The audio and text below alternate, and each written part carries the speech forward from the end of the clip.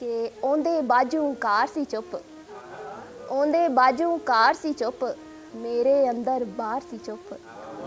ਉੱਥੇ ਬੋਲਣ ਬਣਦਾ ਨਹੀਂ ਜਿੱਥੇ ਮੇਰਾ ਯਾਰ ਸੀ ਚੁੱਪ। ਲੋਕੀ ਮੰਨ ਕੇ ਰਾਜ਼ੀ ਨਹੀਂ, ਲੋਕੀ ਮੰਨ ਕੇ ਰਾਜ਼ੀ ਨਹੀਂ, ਤਾਂ ਹੋਇਆ ਸਰਦਾਰ ਸੀ ਚੁੱਪ।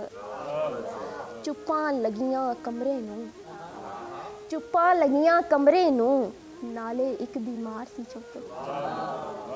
ਚੋਰਾਂ ਪੈਸੇ ਖਰਚੇ ਸਨ, ਚੋਰਾਂ ਪੈਸੇ ਖਰਚੇ ਸਨ, ਰਾਤੀ ਪਹਿਰੇਦਾਰ ਸੀ ਚੁੱਪ। ਚੋਰਾਂ ਪੈਸੇ ਖਰਚੇ ਸਨ, ਰਾਤੀ ਪਹਿਰੇਦਾਰ ਸੀ ਚੁੱਪ।